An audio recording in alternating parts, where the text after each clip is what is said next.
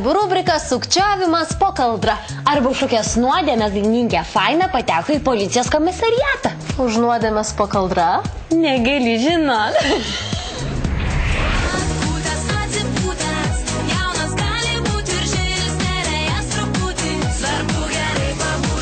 Seksualiai viliokiai Fainai šios dienos netokios jau ir fainos. Naujai iškepta scenos žvaigždė įsivėlė į neįtikėtinus skandalus.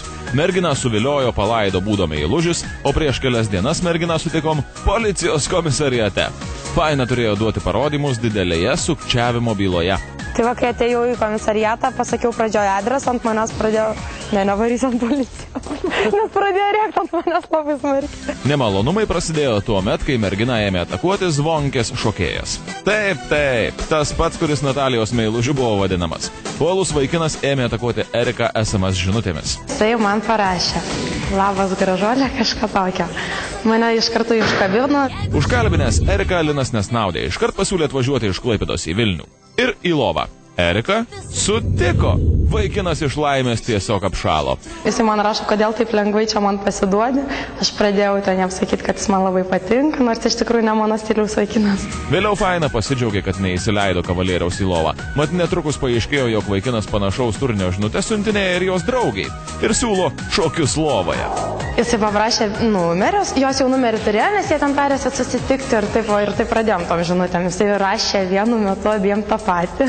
Jeigu rašo vienai labas mažutė, ką darai, tai man skambina draugė. Parašė, sakau, parašė. Tai yra abiem tą patį. Ir va taip siūsdavo kiekvieną dieną. Išsiaiškinusi šiuos pigius triukus su jūros kiaulytėmis, Erika Faina labai nusiminė. Ir pasiūlė vaikinui eiti... Linai, eik pas zvonkę. Taip, ten.